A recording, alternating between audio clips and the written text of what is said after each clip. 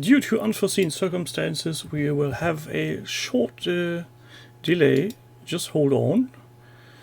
Let's hope this works.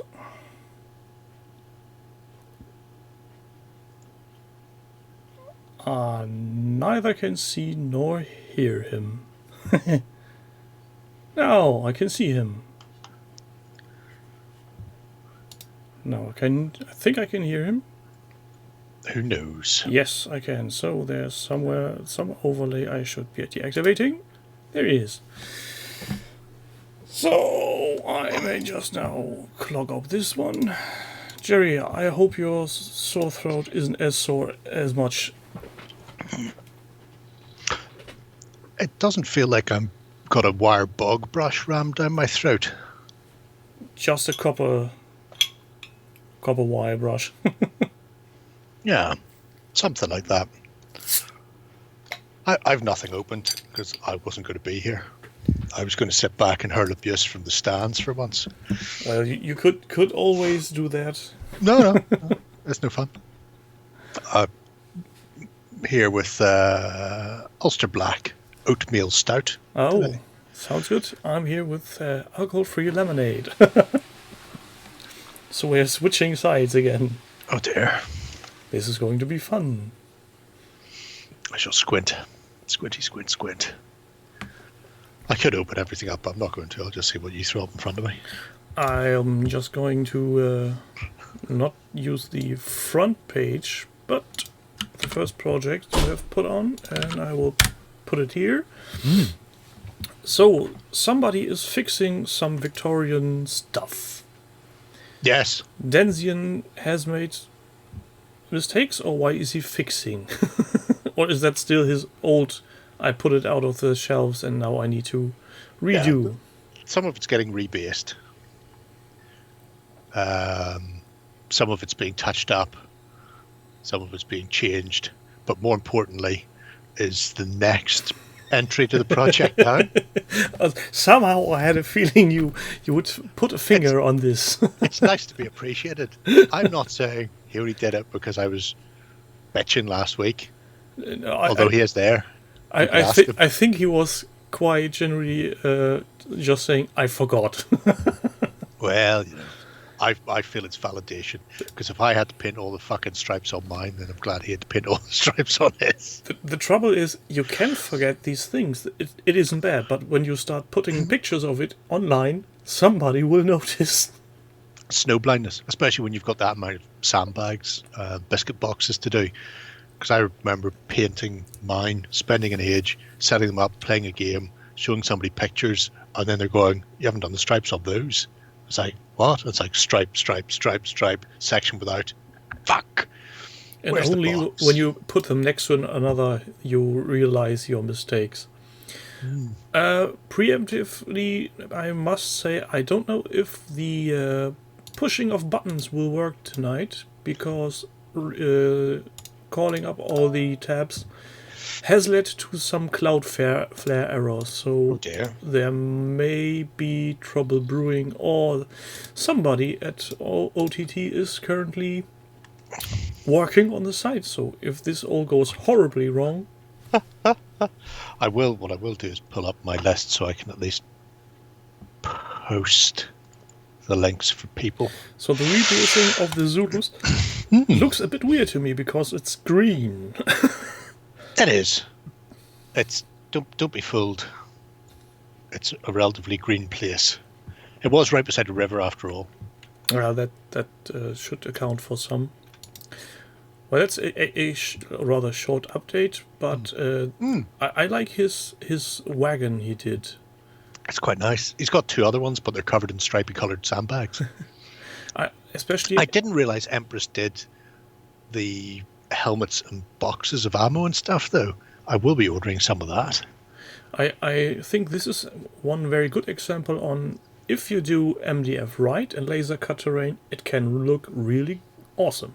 This is a nice kit, even without any touch-ups. I wouldn't mind having that on display for some fantasy reason. If you want to get them on the table quickly, you can just leave them as is. Although painting them a delightful light blue color will work better. We've seen how green it is, Denzian, because we've seen your project where you've got all the pictures of you at Rock's Drift. So it's delightfully green. And for people who can't get there in person, you can just, hook through his project. Next up, Firelock 22, New Old Hammer Elves. So, this seems to be a ongoing project for some time. Because it has button hittings. It does have button hittings. We hadn't been back in a little while, so it's just more a case of seeing what he'd been up to. Is this freehand or are these transfers? No, those are transfers, and I think those might be Eldar transfers rather than Elf transfers. They look a bit like, yes. But they're not a million miles apart, to be brutally honest. It would be nice. Oh, Ben's appeared. Ben's brought people. Ben's brought a raiding party. Oh my god! He's like one of those orc type people. Just shows up, swarms it, kills everything. Orcs are the best. I just yesterday I bought the latest Humble Bundle with the Warhammer set and was playing nearly all night long Dawn of War 2 and had a lot of fun slaughtering orcs. Good times. It's the best way. Goram Gamer. I'm assuming they're a fan of Firefly. 2x2 with hands of blue. But it's a really nice set of Oathmark elves. And there's unusual... like how you've got that one on standby there. Oh, buddy, oh, pal. It's a nice set of elves that have been neatly converted because those halberd tops are from, I think, the White Lion sprue. So it's got that Warhammer / Oathmark feel. They could easily dip into either. Hopefully they'll pick up some of the unarmored elves soon because they're kind of cool. So these are not GW models, but some... No, they are Oathmark, so North Star and Osprey Games working together. They give me a bit of Alice in Wonderland feel with the bleeding hearts. With the bleeding hearts. We're just missing a massive fat elf at the back to scream at people. Yeah, calling, off with the heads! Yep, it's the way to do it. Well, what use is a head anyway? Well... Just look at me, I don't need the head. Or maybe for keeping the headphones on. Yeah, just need ears to keep the glasses on. Anything else in between that is unnecessary. No, actually, I need my head to stop the rain from falling into my neck, so... That's a really interesting, because that's an Empire horse head on an elf horse body. So you just get this one armoured piece, and it actually fits remarkably well, which surprises me, because I always imagined the elf horses were huge in comparison. I could just take some out and check, but that would require reaching into 2 different drawers, and I'm not doing that. And who knows what awaits you in your drawers? What nightmares will be awoken? I have a rough idea of what nightmares are in those drawers, but we're not going to go there. But they won't keep you sleepless nights. I like the detail work he has done on some of them. Let's just look at the gem work on this one. Yeah.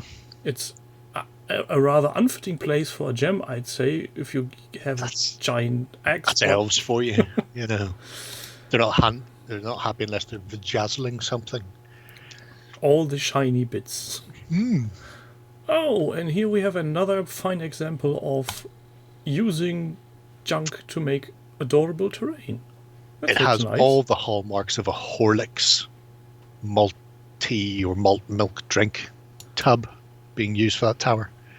So it's very good. Hot chocolate tub turned upside down. Hot chocolate, all right. Not Horlicks. Should have been Horlicks.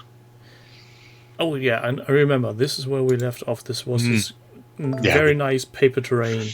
We'd seen those.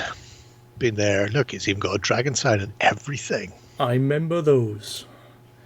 Member berries. I remember. We're not going down that route tonight. No, best not. Although if anybody's ever doing any elf stuff, terrain, we did a load of towers for GW Belfast many moons ago. I needed something to calm my throat Gaz. Pringles tubs obviously are very good, very tube-like, tower-like. But then we went to a local craft store and got polystyrene bells, about the size of your vest kind of thing. And if you turned it upside down and put it in, it gave you a really nice curve out of the top of the Pringles tube. So you got this beautiful curve and then a flat top with like an indented rampart. You just had to fill in the hole in the center. That sounds more like a 5-minute dungeon. Oh, it's absolutely fantastic. 2-minute bit of work, but looks spectacular, and nobody could work out how we'd done these really beautiful sweeping curves for the handcrafted top of it. Yeah. Also, I just didn't bother putting it up, guys, because I wasn't planning on being the show, and I couldn't be our standing up. For everybody wondering what this scrolling text is down below, these are the times of the FFG stream I plan on joining. Some of them are in the middle of the night. Some of them are in the late evening. We'll see what I can manage to do. For comfort, I've put in the original time that FFG gave, British Standard Time in Berlin, Middle Europe, so whatever fancy. This will be in the YouTube video description also, so no need to write it down now. We'll all Dutch, we'll they have announced 2 unannounced products. I don't know if those will be the same product and maybe just 2 waves or actually 2 different products. I'm betting 2 different products. Whatever that will be. If you ask me, they should focus on the stuff they have and start shipping again. Oh, on the subject of shipping, Asmodee Germany has just released an email saying Clone Wars core sets are available again. Oh, I know, we knew that. That's fine. We still haven't got the new releases from the 17th of July, but we're getting restocks of fucking older stuff. Yeah, man, cocaine with sauce is a very good... We're not that lucky. Not that lucky. Next up, A World of Pure Imagination by Rich. Whatever. Yep. Rich. Dragon Rampart, a game I only know of by name. I would love to lift down the book from my library up here, but I can't because it's setting. Oh no, hang on, I can. Dragon Rampart. Oh, in that case, Lloyd has my copy of Lions Rampart. So it's just a fantasy version of their medieval Lion Rampart game. So it's quite good. It's like a small scale rank and flank. You can skirmish, you can form up, you can do lots of daring do, but it's multi. They aimed it originally at 25, 28 mil players, but you can go with whatever scale you want. So it's quite good. You see people playing it in like 10 mil and 6 mil as well. He's been using Age of Sigmar stuff. I was just saying they look a bit familiar. Those are the Mingwangos, not to be confused with the Schwilblebels, which are different. I'm just happy that there is some part of gaming territory where you're as fluent as I am. Most GW stuff these days, I just let it wash over me. They just make shit up all the time.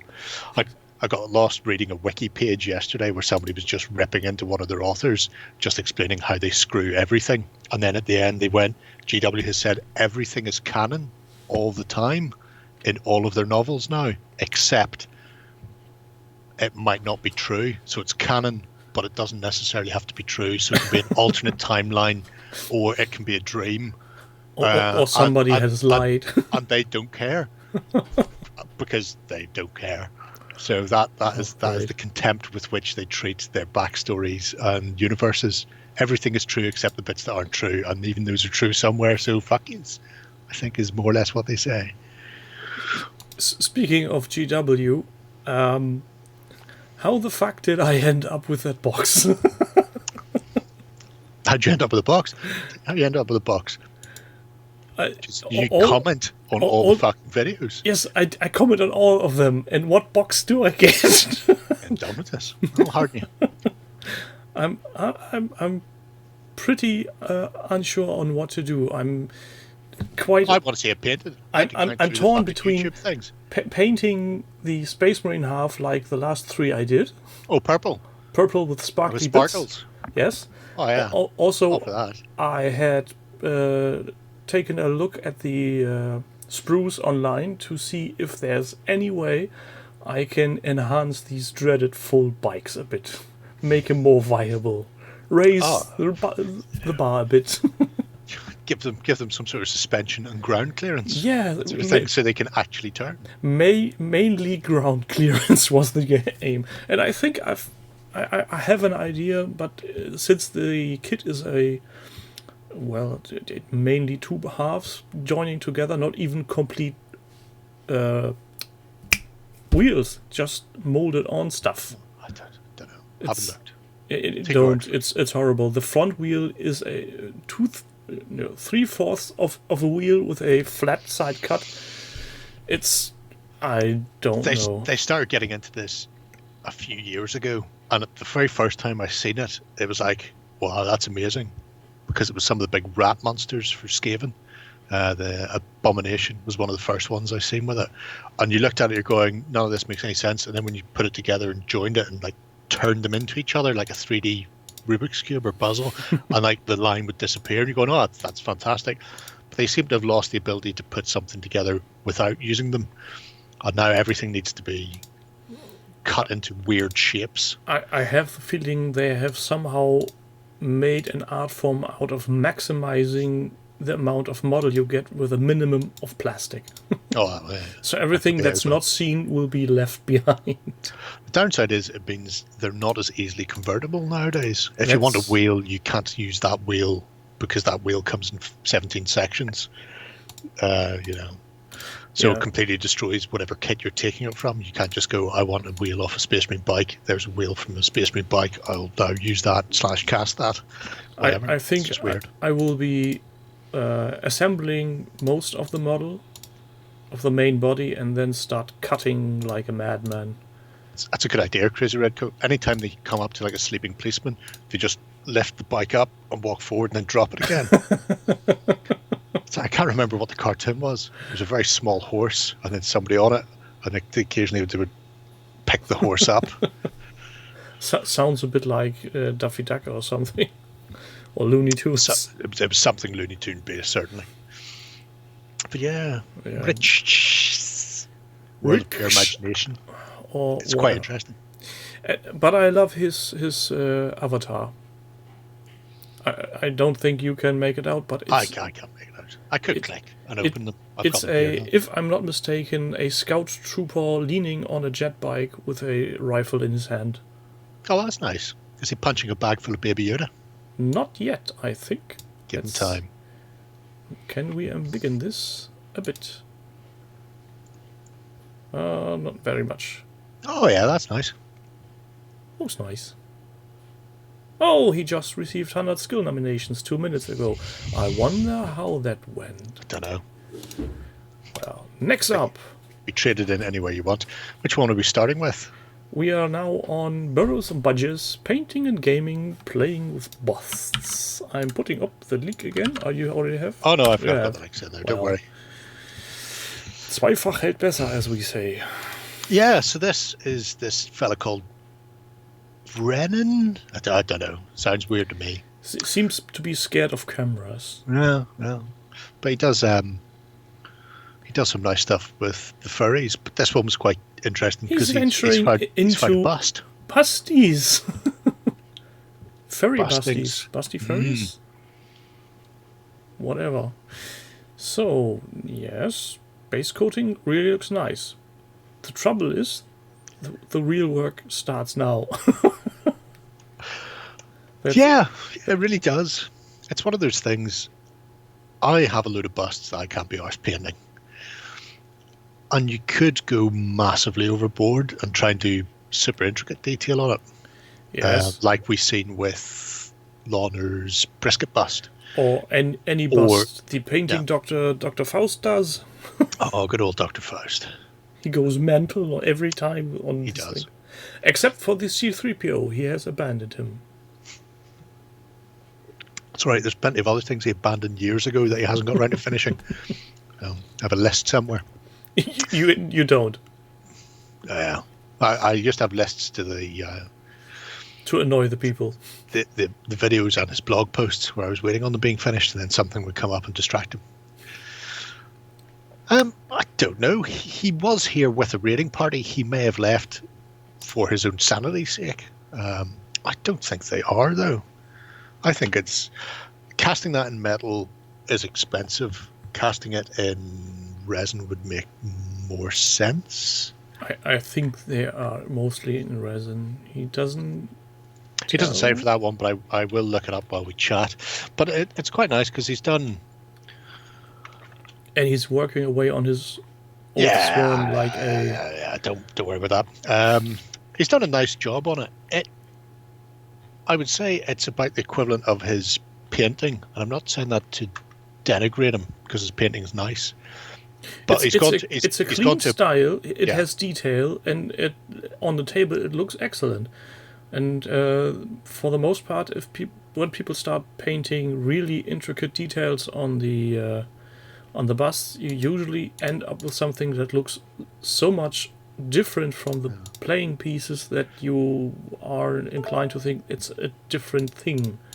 But I would like to see him take the fact that he's got a bigger playing area, a bigger surface to paint with, a bigger canvas, and try and run with that and do something, try and test himself a bit. I say this fully aware that I never fucking paint anything. Yeah, but you can motivate people to. Yeah, well, that's true. Nothing else. You can put stripes on it. Probably. I don't know. No, I can't. I can't see busts listed in Oathsworn. I wonder if it was part of one of the Kickstarters. But yeah, it's a nice piece of kit anyway. He's done a nice job. He got it at a gaming event last year, so maybe it was a game event exclusive. We'll find out. Well, I will find out because I'll fucking ask him if he doesn't respond tomorrow or the day after. Yeah. Either way, he can't get away from me. So so that was a thing that he's done. And I think he has done something else too. Oh yeah, no, deliberately picking on him because he's not here to defend himself.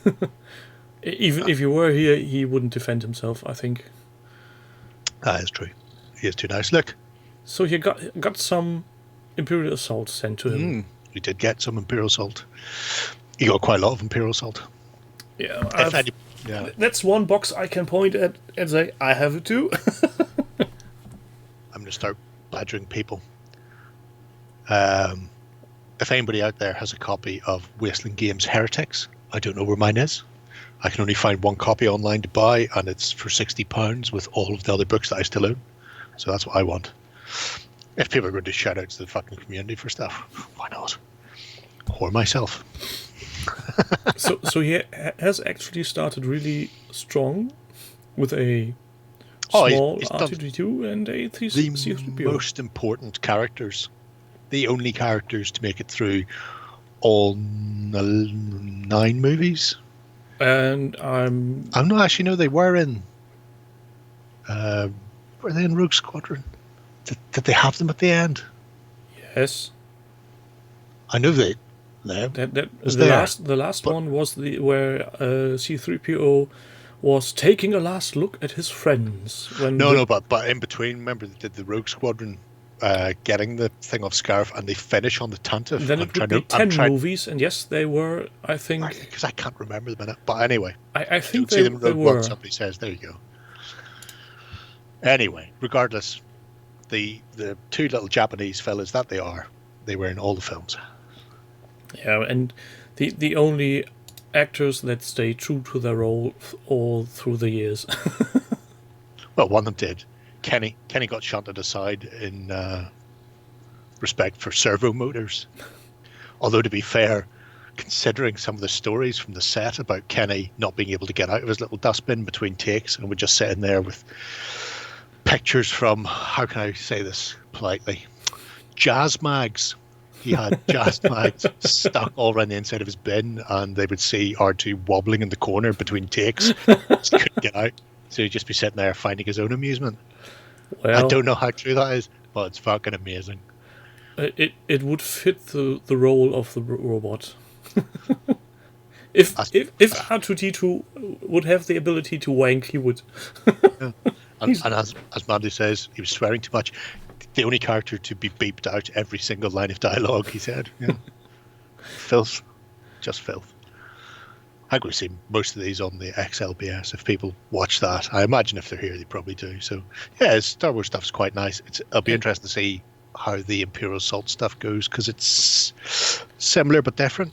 Yeah, the sculpting isn't as great. The scale is all over the place. But I think he has... how to put it? Energy, swing, Could be energy. velocity to just hurl through all that. Yeah. Fair fucks to him. I can't. I get ahead of steam up and then start fighting projects. projects. And since Imperial Assault is basically a board game, you don't even need to go to tabletop standard. Oh, well, there you go. Just don't care about the bases, just put them up. Oh, David Prowse' original lines of dialogue is fantastic. You're part of the Rebel Alliance and a traitor. Take her away. I want those plans. Tear the ship apart. Yeah, there's a point where you can see why they dubbed him later on. You know. Though, to be fair, I never understood why they had to replace him in the Return of the Jedi death scene. Yes, well, they replaced the other Darth Vader, Sebastian Shaw.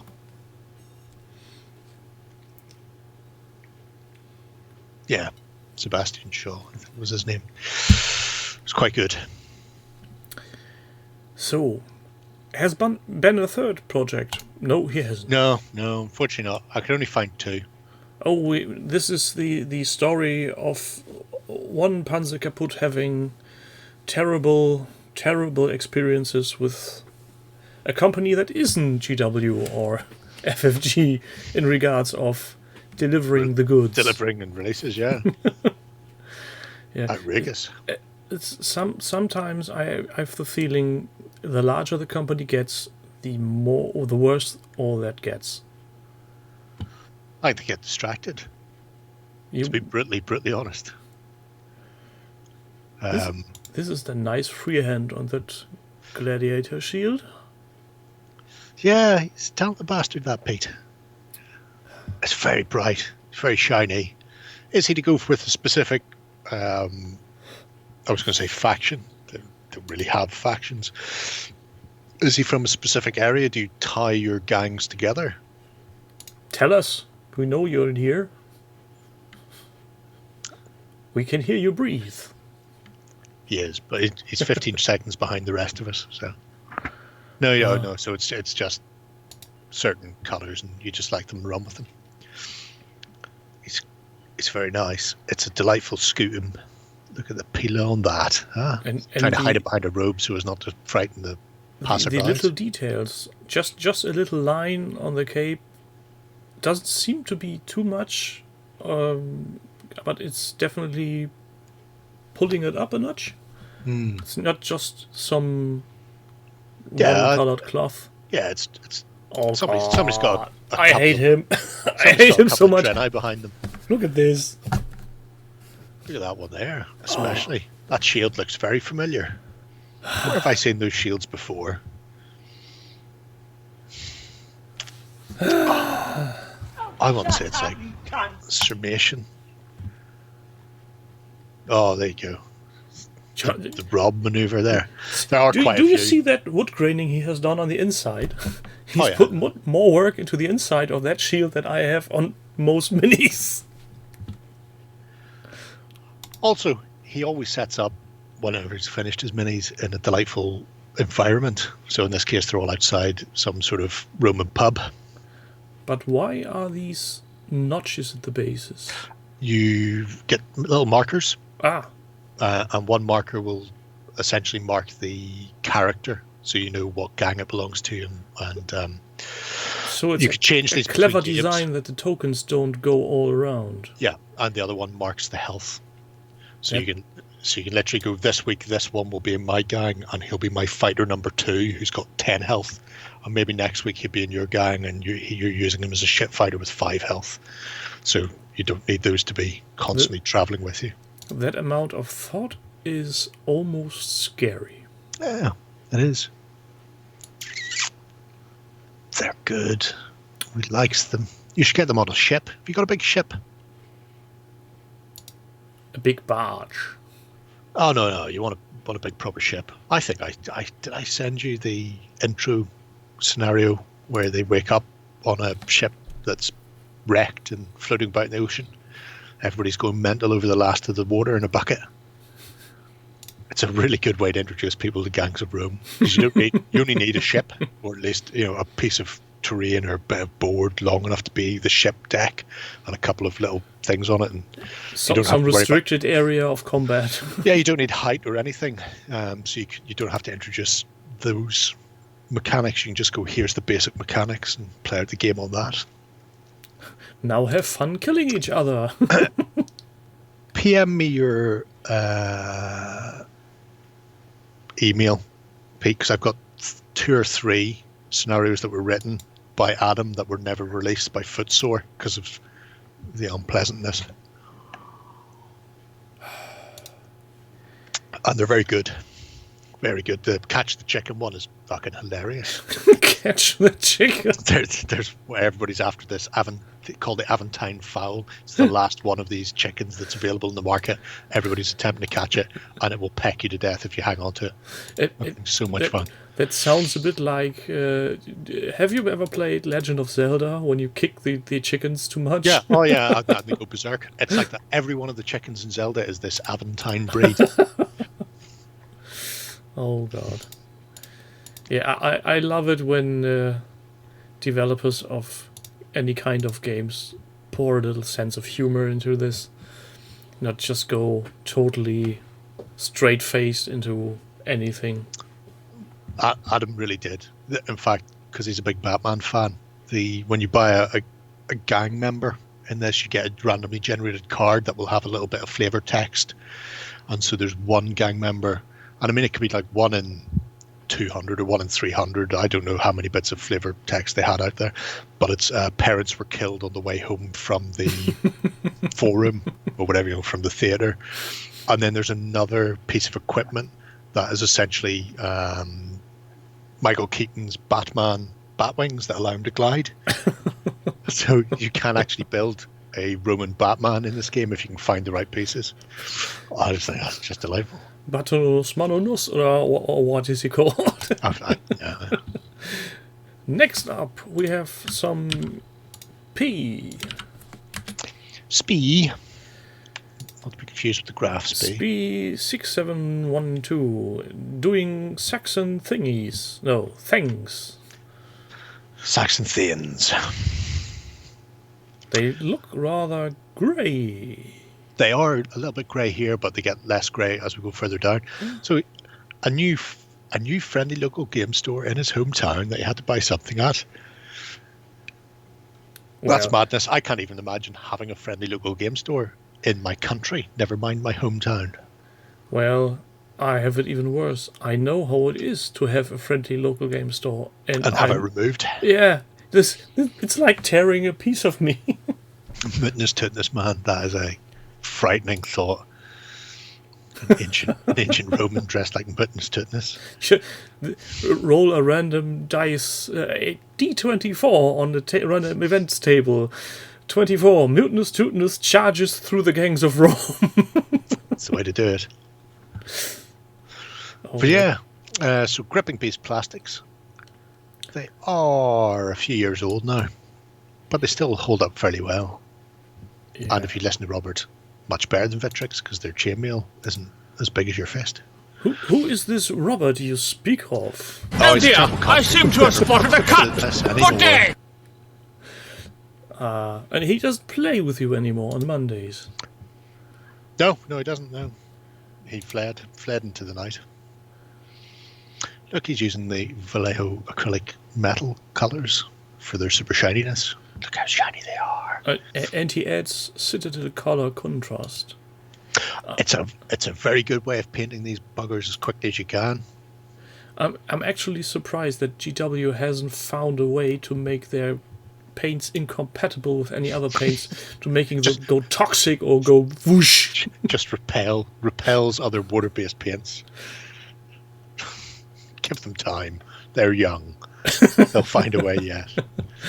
Probably reminds me of the Batman plot from the 90s movie, where the TV announcers couldn't take any. Oh, couldn't shower. Or yeah, you wouldn't know which personal hygiene project. Yeah. That made it into the computer game. It was a mini game in the computer game later on. Yes, it was. Yeah, you had to work out what was what. I found it just hilarious seeing the announcers looking more rotten from day to day because everybody was scared using soap or anything. There's a great picture before you disappear off that one. One of the bottom ones where they're painted, and you can see in the background some of his, I think it's his 10mm Saxons that he's painting as well. No, they're just far away. No, they need to be a fucking country mile away for them to be that small. Okay, either that or the Army Painter Quickshade is a very large bottle. Very, very large bottle. Very large bottle indeed. Family size. I do like, the fact he stuck these on like offcuts of MDF and then stuck those ones in the background on lollipops. So, it could be that they're very just further away because everything's on strips. But I'm going to go out on a limb and say that no, definitely 10mm. No, probably right. But maybe those were his testers just to see how the paint scheme would go. But all in all, very nicely done. Yes, well done him. He gets to live. Gets to paint more for our amusement. Dance for me. Dance. Next up is another Star Wars block made by Frederic555.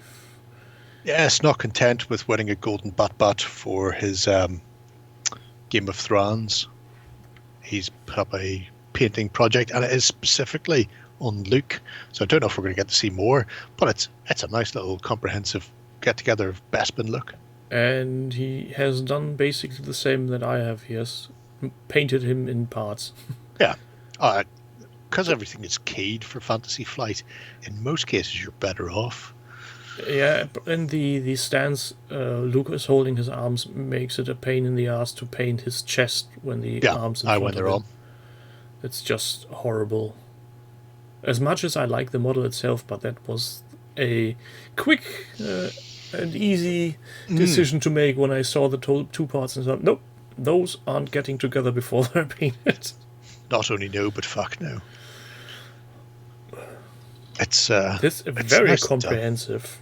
Oh, it is. I mean, it's like what he did with his Game of Thrones. If you want to follow along, there is a base coated this, then do this, or then I want to increase this with this color, and I'm going to shade here, and I'm going to use. It's what you want in a painting tutorial. And then his cat took a dump on the base. Why? Why do you think it was his cat? Well, it could be his dog, but dogs usually make a bigger dump. That's why you get them to do it in a little tray, and then you just spread it on with a spatula. Well, I've had an Ulster Black, now I'm getting a Shanko Dew Porter, and Dew is also black, but in Gaelic this time, so don't know why they felt the urge to differentiate them. Marketing reasons, monies. Who knows? So he has done object source lighting, and to be honest, I'm not a fan of that. He overdid it a wee bit, maybe. Click on. Oh, stop. One of the ones from behind. If you click on one of those and big in them, maybe them. No. I think it was the other one, where it's slightly more to the left, so you can see the inside of the left leg more. There you go. Is there blue on the inside there as well? Or is that just the greyish taupe he's used? Also, I think his white balancing in the photo box is a bit off. It made... Oh, that's lovely. Oh, if you're going to have to get one of Brennan's, get this over the Ulster Black. Currently, my local supplier is robbed blind of any Irish ale. Apart from Kilkenny. Kilkenny and... what's the other one called? Guinness. Those two are... Oh, well, yeah. Guinness is always going to be there. You couldn't get away with it. Crazy redcoats. The bastard English can't understand what we're looking at, Jerry. Yeah, pretty much. You weren't... well, obviously, none of you were there. None of you were there for the pre-filming chat that we have before we film the Weekenders, where Lloyd had to give a shout-out to Matt Duck's daughter. And he's going, what the fuck is that? How the fuck do you pronounce that? It's got a B in it. I'm going, Maeve. He's going, how the fuck's that a Maeve? I'm going, because it's Irish. I'm going, it's as bad as Keohan. I'm going, Kevin? I'm going, yes. How did you know I was going to say that? Because I know Irish names. And that's one of the ones that make people fucking scream. So that's why Warren did it. Did he? Warren did it. I can't remember, because I remember writing into the show notes, Maeve phonetically. I remember because he also added a little freehand and said, whatever your favorite dessert is, Daddy's going to give it to you. Oh, that's right, yes. Yeah, he went off book there with that one. A little bit. But to be honest, if you're asking Warren to give a shout out to your 6-year-old, you need to expect such a thing. Yeah, well, to be fair. It's that or... And just promising a bit of dessert is, I think... the most positive outcome that could have gone out. He also could have gone, Daddy's going to take you to the cinema or something. Dad says, get your coat. We're all heading off to the car. We're going to Disneyland. Next, another Burrows and Badges by 144 artists. And this project picture alone makes me want to strangle myself again. Don't strangle yourself. It would be easier if we just strangled the people who complete stuff to a good standard. Yeah, but there's bound to be a way to get their addresses. I need to get to Ireland then for some reason, and I don't know if that's a viable option at the moment. That's right. If you track down like Yaka, and I'll do Robert. That way, with Division of Labour, we don't even need to leave our own countries. I'm assuming he means Bulmers, Panzer, or Magners, as it would be in England. There's a lot of Armagh cider these days, small batch cider, for reasons best known to themselves. I know they're called the Orchard County and all, but still. So he has done a checkered plate Bulldog Knight. Yeah, this is nice. Looks stunning. It's really, really nice. The sculpt I really like purple as well. The sculpt itself is a very dynamic, angry, bulldoggy pose, but the paint job really takes it home. The checkering is just... It's a big slab of a beast of a thing. It's a brute.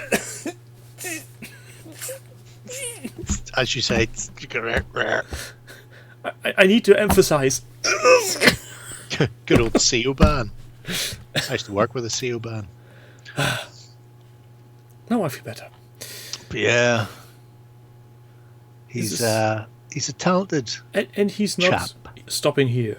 No, he has done the whole crew, and they've all got this purple and yellow Wexford colours running throughout.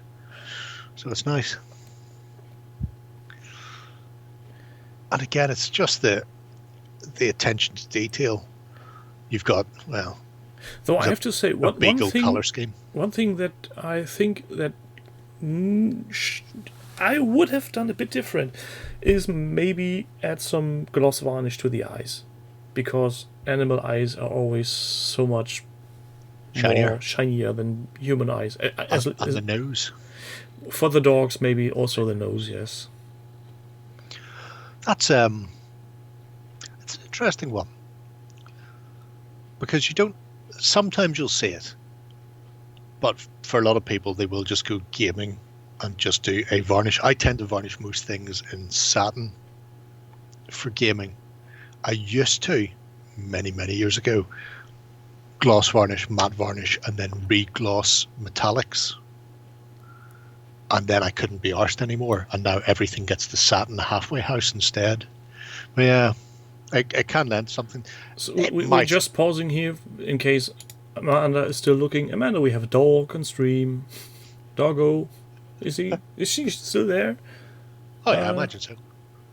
If she is, she's going, Doggo, you see? There he is. You go. But yeah, it's interesting that you can use just the finishing medium. That type of varnish that you choose changes how the material looks. That's the way I painted Vader's helmet and boots and the Imperial officers. They just have a gloss varnish from Army Painter out of the bottle brushed on, so that they, after I apply the satin varnish protective coat, they really do shine like shiny boots of leather. I'm not going to start to sing today, promise. Oh, shame. But it's nice seeing these. Even though Nico was a German, I won't try to impersonate her. I was going to say, it's nice seeing these very regimented looking units, or animals. I suppose they've got their own heraldry, because there's a very purple and white theme to the first group, and then there's the red and yellow kicking in, and they're nice, striking. I mean, look at that, even because that's borderline non-metallic gold on that shield. You just have to push the contrast on the highlight and shade a bit further, and you're flying with it. And this puck, I can literally hear him going. Yeah, you just need to run up a hill and you're fine. Brother keeps bringing his pug whenever he comes to visit. Fucking thing leaves hairs everywhere. I told him next time he brings it around to visit, I'm waxing the bastard. It's gonna get covered in imac. Make sure you're making some pictures from that. Oh yeah. I love this bat. Bat assassin. Bat assassin. It's just great. The pose is so fitting. And some sort of knife slice shank made out of bone from the looks of things. When I saw that one in the profile picture just at the start of the project, I was immediately reminded of the old black and white vampire movies of the older days. Oh yeah. There's no good bats. You've got a couple of options. Bat bites you, either vampire, or you've got rabies, or if you bite a bat, COVID-19. Bats are not good. Mostly not. I have to agree there. Oh look, Tartan. Robert. He's not here though. He's slid on. Bastard. Oh, who's that? Is that Tiny Jim? No, Fievel. Fievel before he went west. He went north, and then decided he was going to take on York. There can be only one. Who said that? I can't see anybody. Batfink was okay, but that was only because he had karate with him to keep an eye on him, make sure he didn't bite anybody. You're a talented bastard. I hate you, but I love your painting. Oh look, he finishes before he completed the entire range. That way he doesn't get a golden button. I think that's the only way we can limit him these days.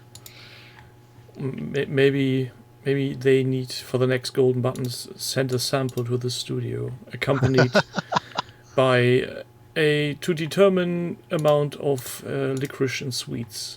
Licorice would work. I'm very susceptible to bribes. As we have seen in the past.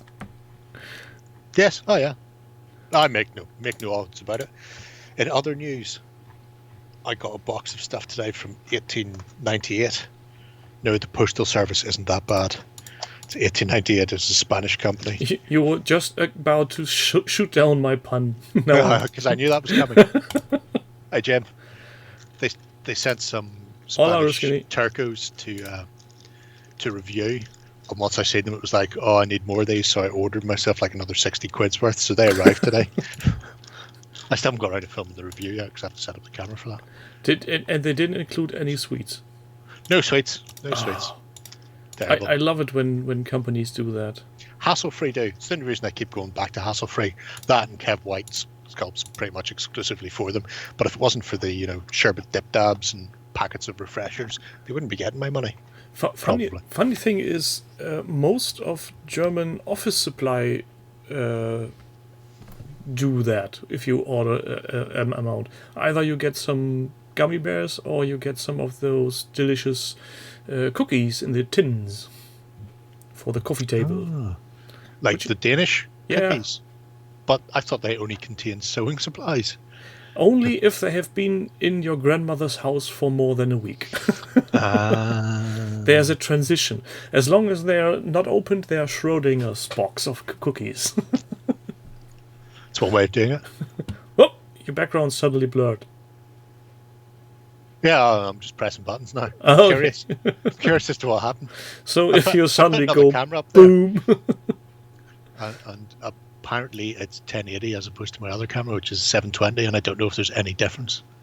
I don't know if I'm sharper, but I thought if I blurred behind me, it would make me look like it's sharper, and therefore would justify me putting a second camera up. Well, I don't know if it's sharper. It's like brighter, obviously, but you have a bit of a blur when moving, so that's also a thing that's got post. Yeah, now you're looking like a wash.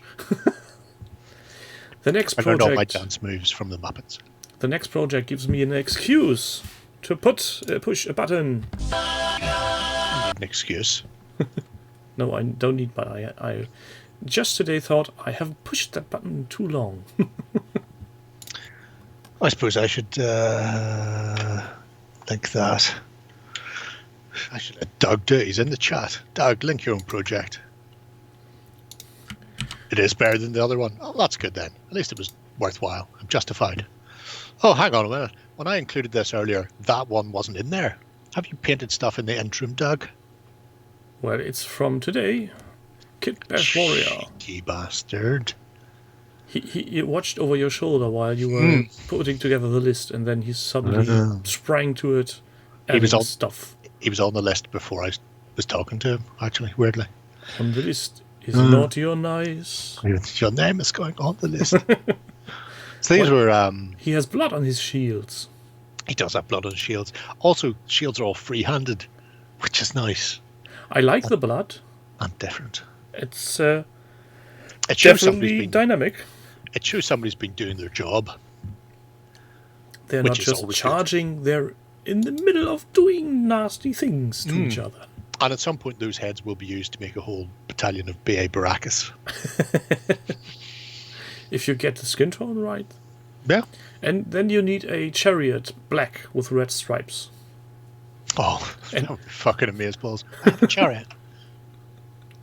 And I'm just wondering, how could you put Mad Dog in that? There's no flying vehicles. Oh yeah, no chariot would do the job. I've got a Pictish chariot right here. That would have to be my Murdoch, though. So, he's got no arms. He's armless. But that's okay. Well, no arms, no wings. He can't fly. Fits. At some point, I will lose that. I'll never forget watching the new version of the A-Team.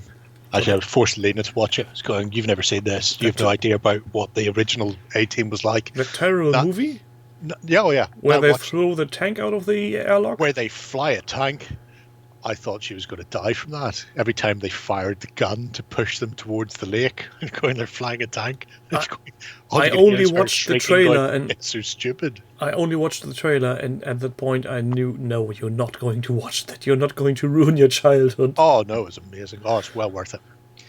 But yeah, this is Doug's little Dark Age Irish thing. So there's some nice little bits in here, like Rog there from the Wisco Horn Dog, or I think he's actually called Rog Rules now. Does a lot of Saga stuff, so he does like battle board reviews, he does painting challenges sort of monthly, he does some battle reports. Saga. So yeah, it's an excellent channel to visit. and this is the sort of initial delving into Oh, look. the Irish. A Jerry shot.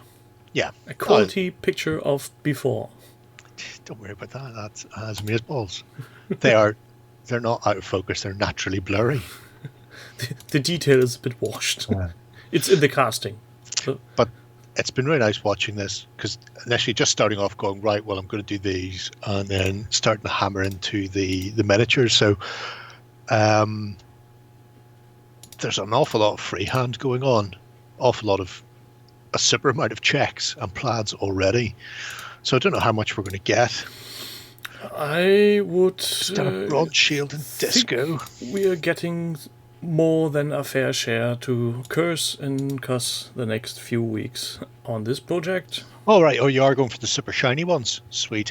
You know what the annoying thing is? I literally looked at that bronze shield in a museum in Dublin, and can I find one picture of one fucker who's actually taken a photograph of that in real life?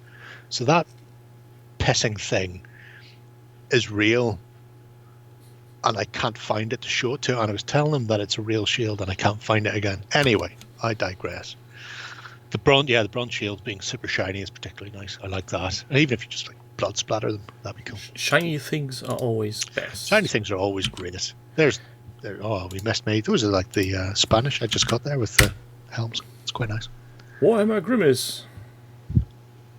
Get started in English Civil War. I never heard about that war. It was one of many civil wars in England, but I think the only one to be titled English Civil War, which is a bit upsetting for all the other English civil wars that they had all the way back to like Stephen and Matilda. The other ones were all not civilized. Apparently not. Uncivil wars. But it's quite cute because he's doing a specific little deep dive into some. It's not just doing a standard English Civil War parliamentarian against royalists, but he's gone, I'm going to be doing 172nd, and I'm going to do these commanders and their forces.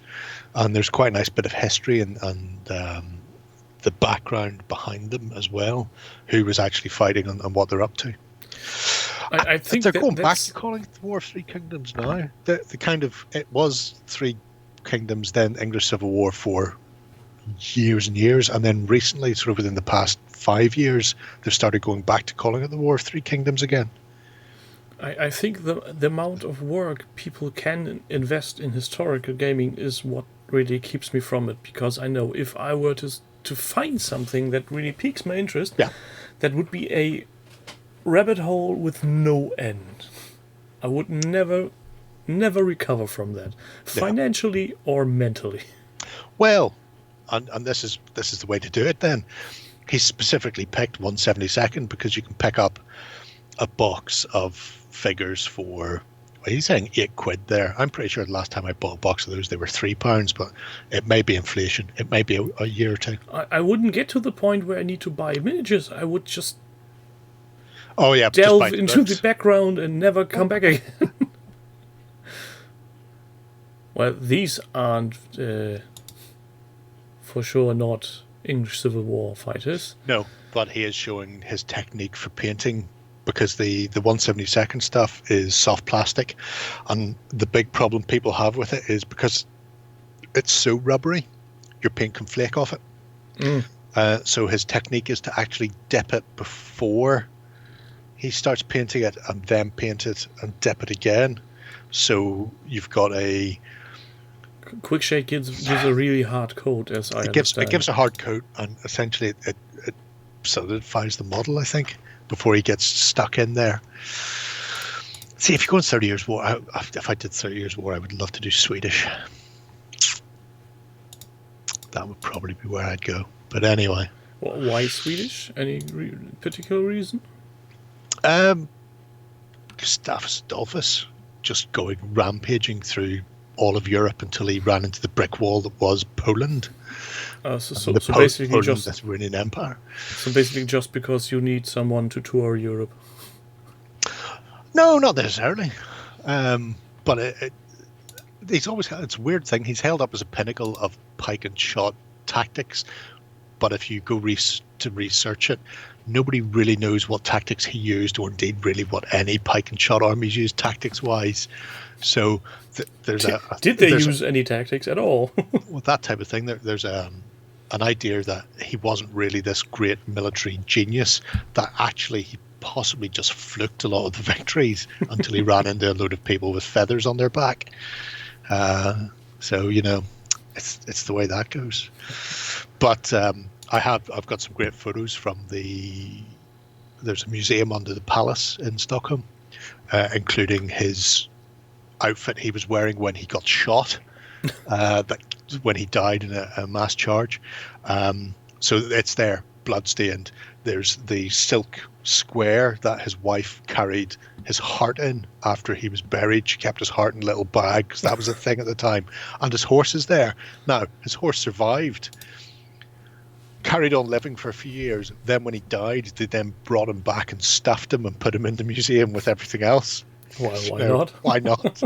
I was like, fucking horse. What? Going, notice you can see the bullet holes on the horse where it was shot. Going, wow. To be honest, we had some, I really can't translate the title, Duke maybe, of Oldenburg, and he had a very famous horse that also went into a museum and is to this day leading the parade when the annually fair happens. It's of course not the same horse, but a similar breed with similar hair. So something with horses and people I don't understand.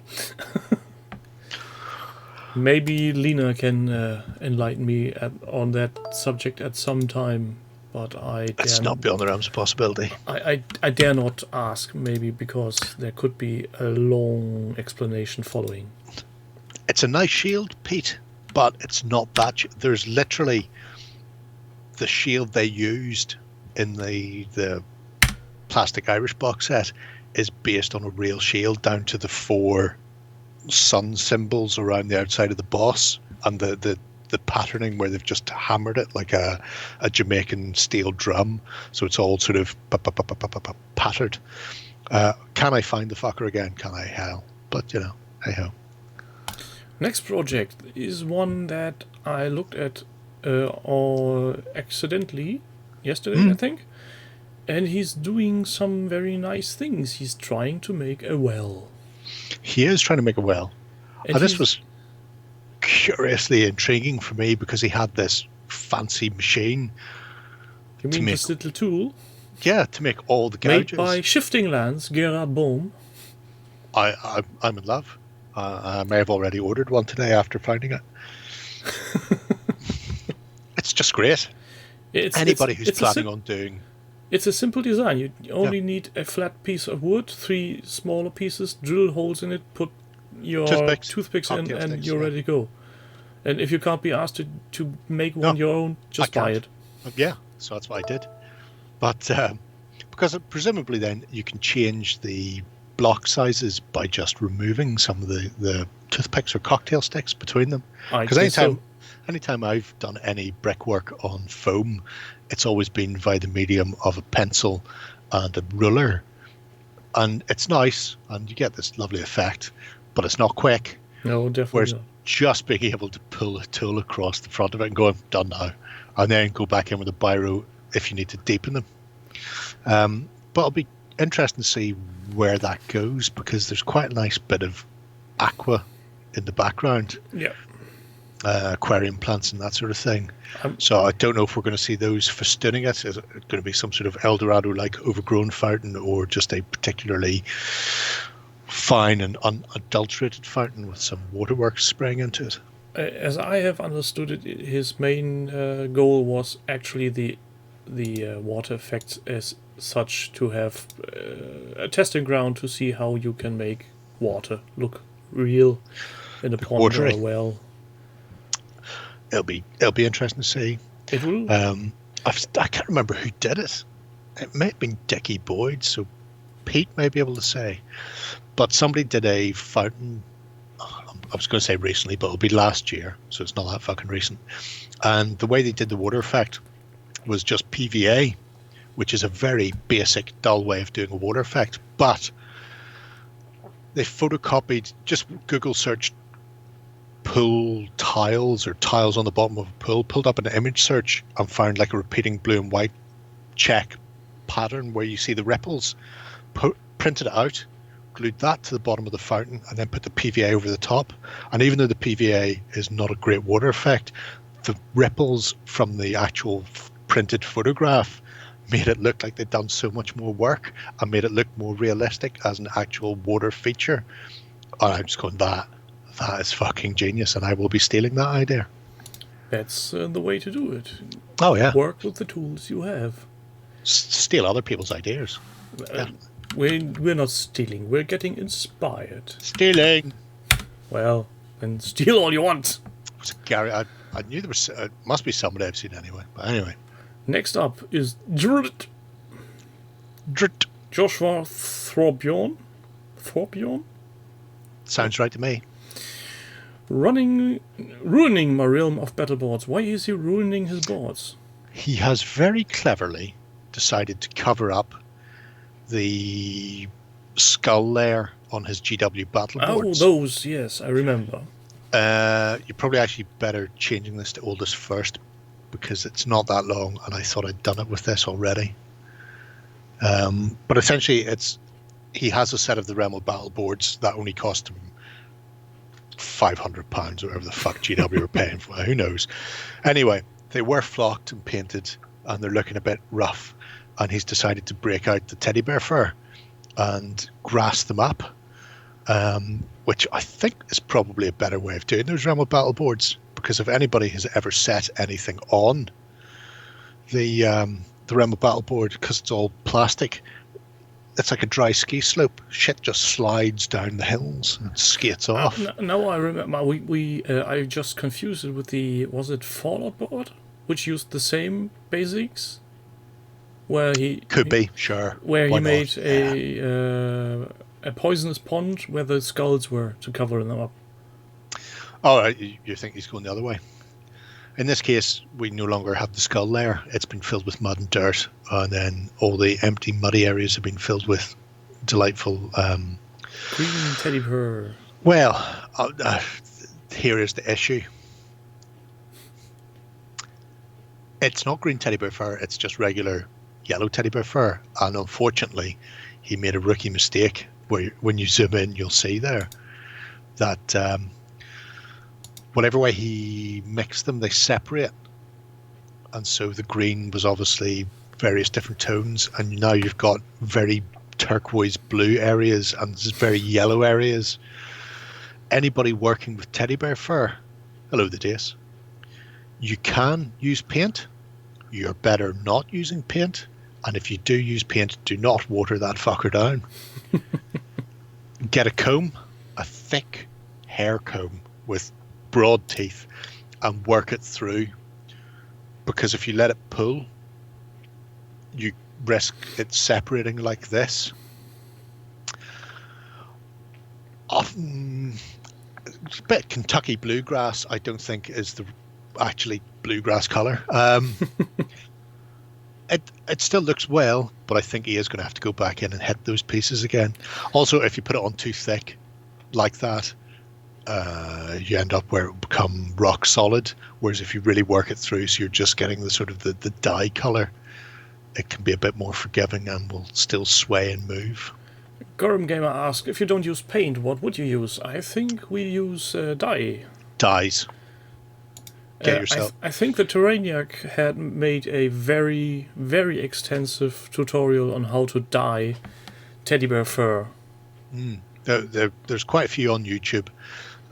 People getting down there. And the nice thing about using teddy bear fur, although he hasn't done it here yet, is if you get a set of you use scissors, but scissors takes an age and is very dull. Hair trimmer, you can actually put the fur down and shave out roads, shave out little paths and that sort of thing, so you end up with shorter lengths of grass, trampled paths and walkways. So you get variation, so it's not just all grass all the time. But it's at no point would I have ever thought about rescuing a Realm of Battle board using teddy bear fur. it's fucking genius. And I hope he manages to fix the color changes. You say rescue, and I hear some fanboys going, "He has ruined them." Oh no. They're idiots. They're, upper mantle, lower mantle, crust, skull layer, dirt. I can't look down and see a fucking mountain of skulls in the middle of that landscape. It just annoys me. Speaking of GW and mats, just for teddies. What is the reasoning behind going after different size of mats now? All of a sudden, after years, going no idea. So they've gone from 6x4 to 3 3/4 feet by 5 feet is now your standard game. So they've knocked 3 inches off each side and 6 inches off each end as far as a gaming board goes. I don't know. It's madness. I don't know where that suddenly came from. I get that you need a reduction in size if you're playing a small skirmish version with this, like they have in the Robot with the 50 points thing, but for the normal game, suddenly to throw everything that has been the norm for at least 20 years for more than one game. It's peculiar. Denzin, teddy bear fur, I don't know where you would get it. I don't know where I would get it anymore, to be brutally honest. We used to have a craft store where you could go in and get stuff to make teddy bears or make dolls' houses and things like that, and you could buy it by the meter on fabric rolls. So they were 2 meters long, and then you would buy it by a meter width. So fabric stores do it. Craft World's gone, but I'm fairly certain the spinning wheel in Howard Street still does it. It's not Howard Street. It's not Howard Street. It's the back of City Hall. That if you're in Belfast and you're looking to buy it, it's on the left hand. You're not going to be in Belfast looking to buy it. Just to go to a fabric shop, you'll be able to get it there, or craft store. Or you just hunt some teddies down. Yeah, or hunt teddies down. But you can get it in different. I got black because it just amused me. I wish I hadn't, because it's harder to dye. Now, it didn't really bother me because I was just getting it to do thatch on rooftops. However, having done thatch on rooftops now for a few, I'm going, well, I'd really like lighter thatch, and having to paint it up is much harder than painting it down. Who would have thought? You can buy like leopard print, and also you can literally go in and go, I'd like to buy some green teddy bear fur. It's your cheap, or just go, what is the cheapest? But they also do it in different lengths. So if you're looking to do a full mat, you can, I think it was £17 for a 2 meter by 1 meter or 1.5 meter wide strip, so bigger than a 6x4 gaming mat would be, but it was only costing me £17.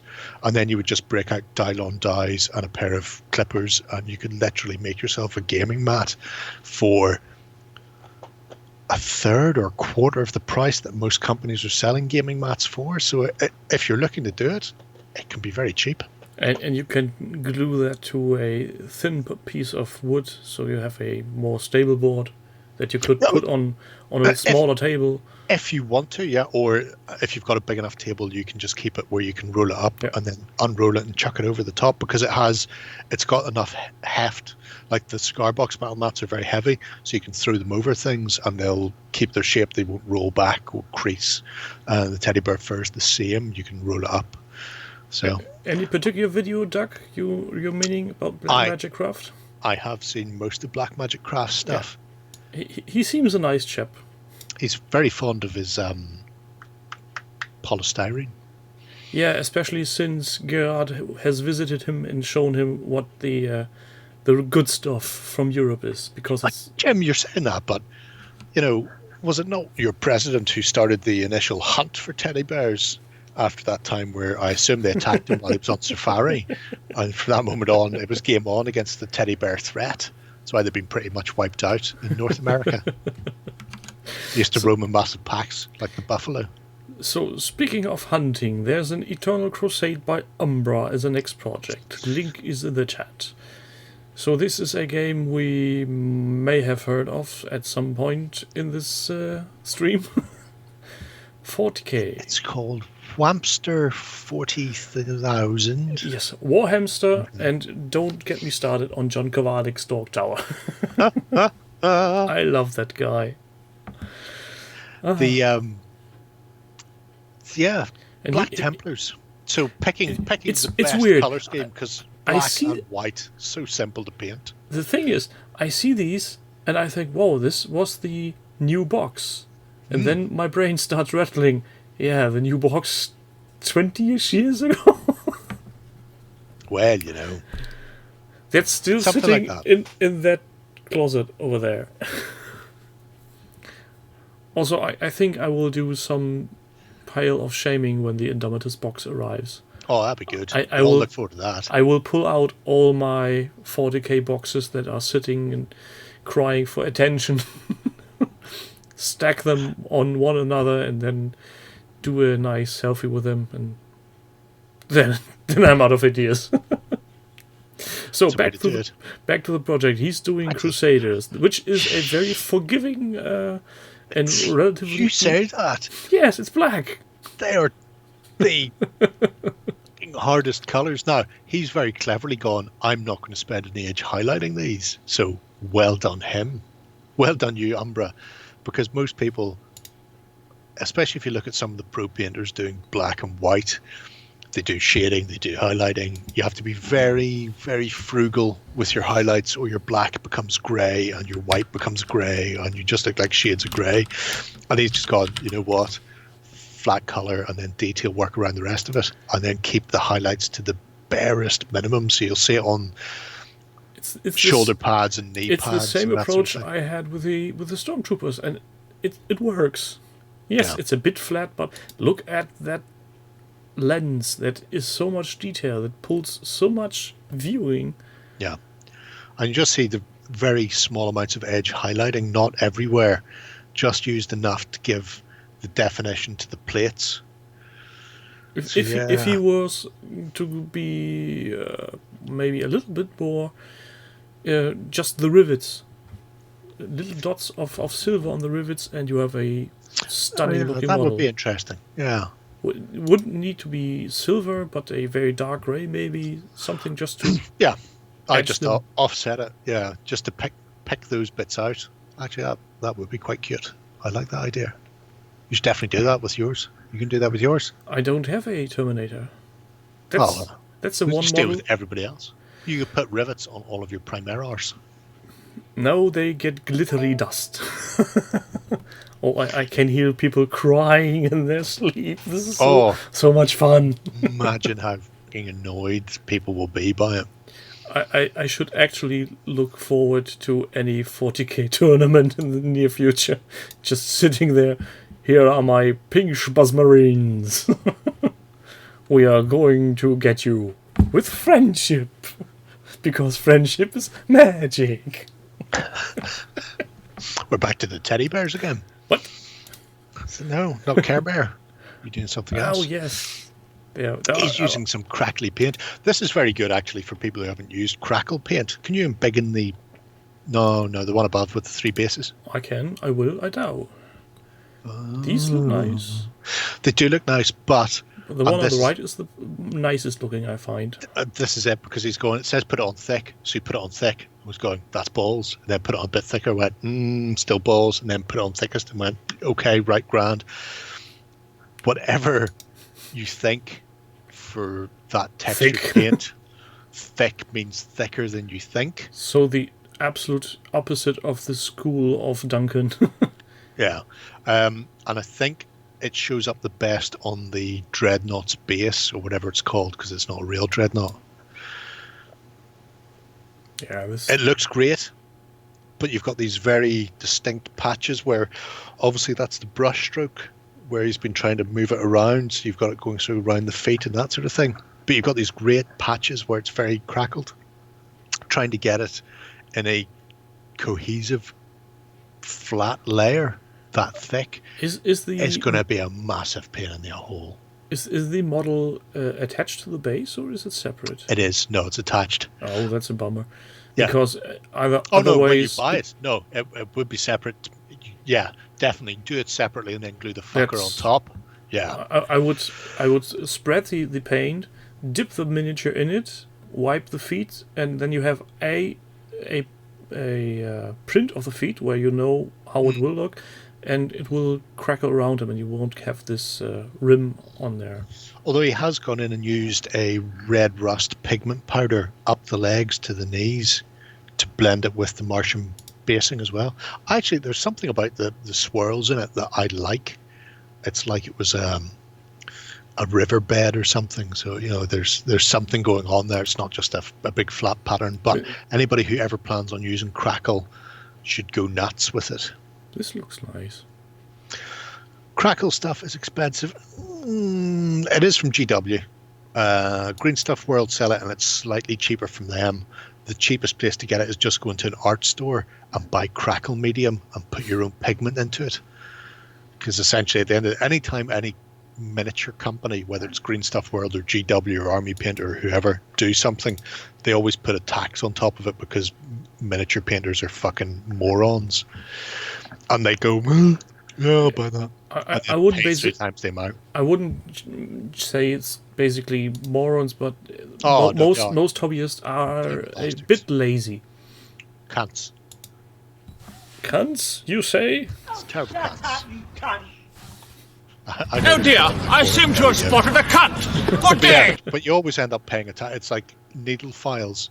If you go and buy needle files for somebody selling them for miniatures, you'll get 3 for a tenner or whatever it is. You go and buy needle files online from a company like Draper's, and you'll get 12 for a tenner. We always end up paying a markup because people can't be arsed shopping around or don't know to shop around. Nothing has been developed solely for miniatures.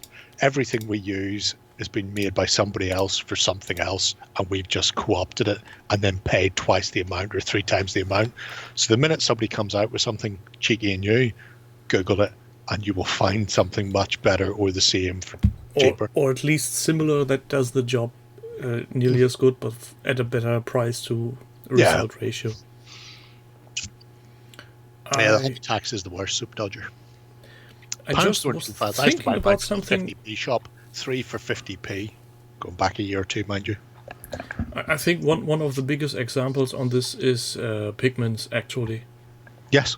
If you look what a pot of pigment either brand costs is enormous when you just go out and buy some crayons and crush them.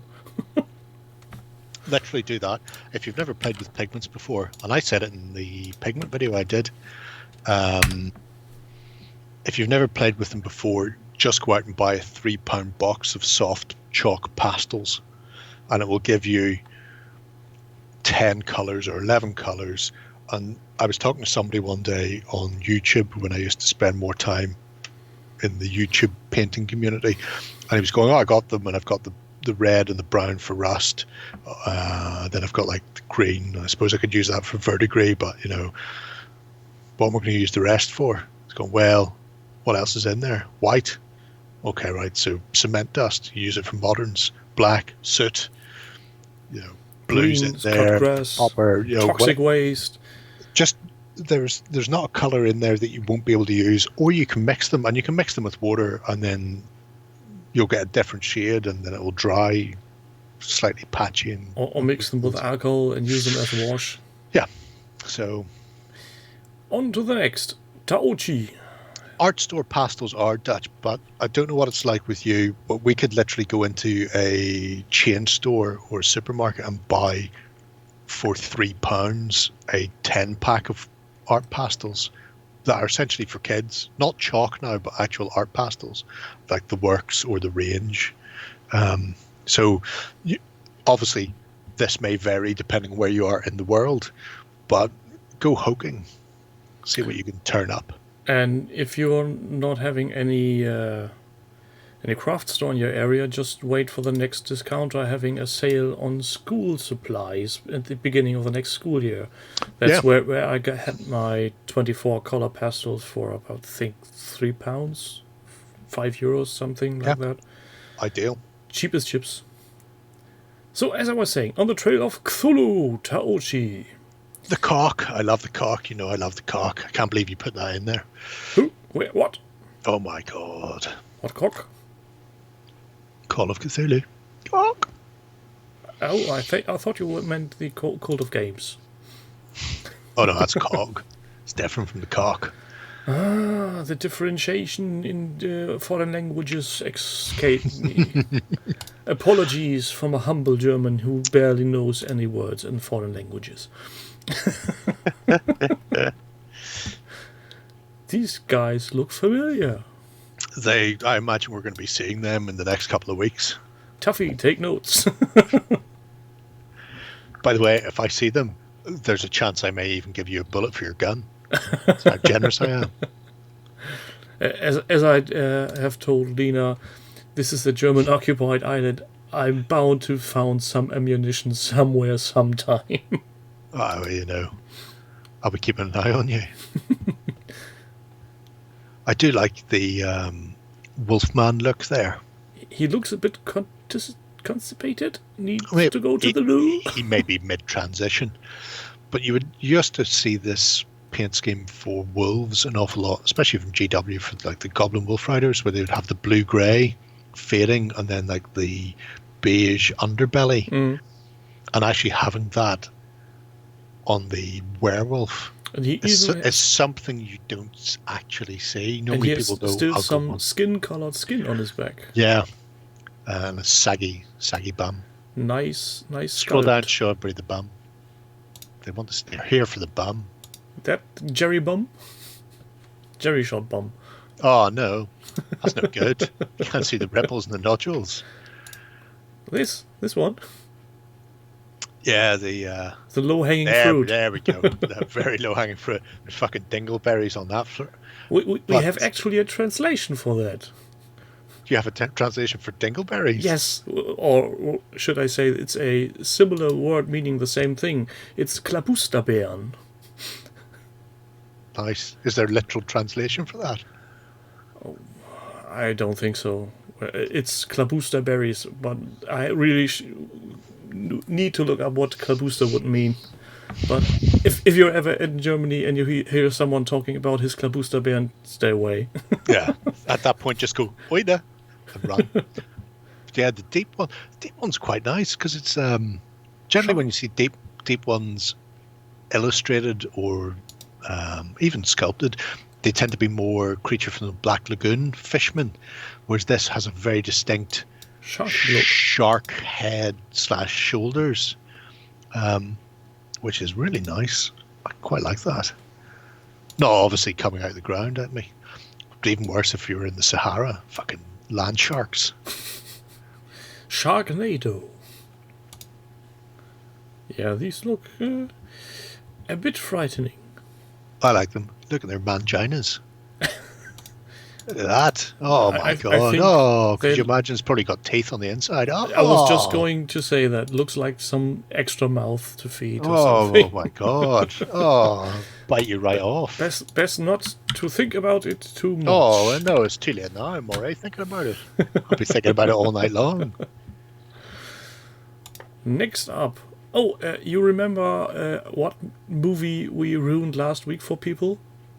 I believe you ruined E.T., although I tried my best to protect it so that everybody would always have fond childhood memories of. For everybody who needs a remedy, Honest Trailer today launched the video of the E.T. trailer. Did they? Yes, and they literally said, we can't say anything negative about it. Here's another video. Clearly they never seen what you said about them last week. Well, that's not part of the film or the trailer, so they can't really make fun of it. But they could have taken that on board and ran with that. For everybody who was not there, we had glowy fingers, and I think there was the wording going on. Probing. Wasn't the only thing that was glowing. The phone sex line was particularly bad. That was your idea. I have that on tape. No. Yes. I don't think you so. said I would sound like somebody from a sex phone line. So we have Joe Rugby doing Greatish Hobby Cleanup. I think we have been here some time ago. We have. He's done Fabulous Smile. Oh, and he's done a good... He's done not a bad job at all on it. I think it has to be said, despite the fact that GW have given him some sort of massive alcoholic face for reasons best known to GW. Now, obviously, pedants in the audience will be looking at the horizon line on all of those vials and realizing they don't match up. Well, so the apart liquid, from the syringe, they do. Oh, yeah. So they don't all match up then. That's what we're saying. Well, look at the red syringe in the top right. He's swinging. That one's going uphill.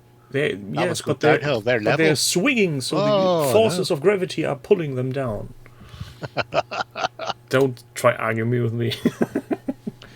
Wouldn't dream of it. Don't make me angry. I do like how he's got his pizza cut out, though. Yes. Always prepared for a little snack. Yeah, you never know what's going to be next. But yeah, is that brain tissue on his back? That's brain tissue on his back. One of the things, obviously, they've done two major things with this sculpt. The sculpt is almost identical to the original lead one that I have buried in my roof loft somewhere for Wheel, if he ever comes back. I've noticed Random Dice of Doom has disappeared off the Discord thing, so he lives in Finland. I imagine he's suicided himself. But if he ever reappears, if he's not dead, the original miniature had faces, because each panel of his coat is somebody's skin that he's cut off. Oh. So they were all stitched together and they were different sizes. And they were, like on the back, there was actually faces with the ears and stuff stretched onto a rectangle. And they've sanitized that. So now it's all just flat panels. Why? Because it's for kids now. He may be murdering people and wearing their faces as a coat, but you can't show that to the kids. But have you seen the Age of Sigmar Chaos stuff? That's not for kids, is it? I have no idea. I try and stay away from it. I don't click on any link in case it brings me back to GW. But I don't know why. Because everything, I mean, literally, they've changed two things. They removed the faces from his coat and they made him look like, the old American movie star. Alcoholic, big bulbous nose. Yeah, I'm going to see... what the fuck was his name? No, not Hulk Hogan. No, he used to play like pool with a curved cue that was like, literally went off at a right angle. I want to say Walt or something. That's going to annoy me. Was that one who did the Herbie sketches too? Oh, no, shit, no. Years before that. All things being equal, I'd rather be in Philadelphia, was one of his quotes. Christopher Lloyd. No, not Christopher Lloyd. Oh, sweet Jesus. No. Walter Matthau. Like 50 years out. Walter Matthau? Mathieu. No, although... Hazy boy, it's Walter Matthau, not Mathieu. That's a different French actor. Jimmy Durante. W.C. Fields. W.C. Fields. I get at the same time Lawner does. Or possibly slightly beforehand, because there's a delay. Who knows? Anyway... So they changed his face to look like an alcoholic W.C. Fields for no reason, and they removed the dead people's faces from his coat. And I can't understand why they did that, because everything else is the same. The stance is the same, the equipment's the same. They just made him bigger and slightly stupider. Easier to sculpt? No. I mean, they could have put the old one in a 3D printer and just chucked it out again. Easier to produce? Less trouble getting out of the mold? No, the way they print things, who knows? Well, he also has done a bearded one. Metal beard. He's suffering from Carpathian kitten loss. Yes. This is a big beard. That is a rocking beard. I can't believe it took me so long to remember W.C. Fields. Actually, I didn't. I had to fucking Google it. Well, at some point, our brains just stop working. Well, I'm not a young man. Chaos Spawn. Those look... No, the face was on the back right lower side of his coat. It was literally when you turned it round, it was staring up at you. Just behind his right foot. Just don't step on me. Yeah, don't tread on me. Alien drones. Well... The aliens are particularly nice. There are two different sets of aliens as well. He has these aliens and then another set that are done in that Alien 3 brown filter look, which means you can easily identify units on the tabletop. But, and this weirdly goes back to your previous thing I'm about loving these. gloss varnish. because he specifically only gloss varnished the head. tops of the heads and the mouths, and the rest are matte, and it gives that truly alien feel to them. Oh, I really love these. Is this Alien versus Predators, or where do they come from? No, they came from AVP before they died on their arse. Yeah, because there's the brown filter ones from 3. Was it 3? Whatever one was filtered and filmed. And, yeah, just looked like diarrhea on screen. I need to see a queen now. A massive I don't queen. know if they ever made the queen. To be brutally honest, that's not a thing I want to get involved in, because all you'll hear is just the rants from people, because they may have made a queen and then only supplied it to 5 people out of the 500 backers, or they didn't do one at all. It was a shit show of untold proportions. I'm pretty sure some off-brand had made a queen at some point. Oh no, there'll definitely be queens out there. Did they do the queen? Oh, there's a yellow boy. Look how happy he is. Yeah, smiling. See, the queen was resin, and then they did a unicast one. That would have been interesting. They were the quality was very hit and miss. You either got stuff that was superb, or you got stuff that was so full of holes it looked like it had been blown by somebody with a bubble bath. Well, he has sweets. Yes. And I'm guessing those are not sweets that are sent by OTT. Are those? Yeah, might be. I don't know. The packing. I leave that to the manual labour people. The last shipment I got was some hard candy, so maybe they switched. Well, to be fair, I think they're normally love hearts, unless they run out of love hearts, at which point, always using Volsung. Those are the Volsung. Remember we looked at them in the 144 Artists terrain a couple of weeks ago, where it had all the thing, except he's done up Visit Ultramar on your holidays posters and stuff. They're really fucking cute. Where's he got those from? Or this protect yourself. Only you can protect you from infections, and then this spawn. That's a Gene Stealer cult symbol. Gene Stealer cult, that won't do to me. Join the Astra Militarum today. Oh, that Emperor's about to tell him to suck his cock. That's a very Catholic priest there while you're down there, son. Just doing the parting the hair. Central parting. Meow, meow, meow. What? Here's I've the original bile upstairs somewhere. How? See how thin his nose is, how he's not a raging alcoholic with it being 5 times the size of his forehead. And look, screaming face there, and there's another screaming face behind. So there's no reason to remove the screaming faces or give him an alcoholic's nose, which I look forward to having in 10 to 15 years. Well, seeing these... That's why the Ultramarines are bald. They've been polished clean by the Emperor. Is that what you're saying? good little Ultramarine while you're down there. It's going to rest a pint in your head. Last week it was ET, and this week Pun Dancer's getting ripped into 40k, saying all Ultramarines are cocksuckers for the Emperor. I mean, I don't know how I keep appearing on a show with you, mate. You're filthy. You are just filthy. I give all cannon's cannon. That's true. Do you think that's propaganda? That's imperial propaganda for the other races. Seeing these posters, I try to imagine a 40k in a Victorian age. Like a steampunk 40k. Sort of, with all the posters, the designs, just having ample amounts of massive chunky boys running around. I would flick through my old Rogue Trader, except I know it won't stand to being flicked through in front of people. It will fall apart. It's already falling apart. But they used to have posters and stuff like that.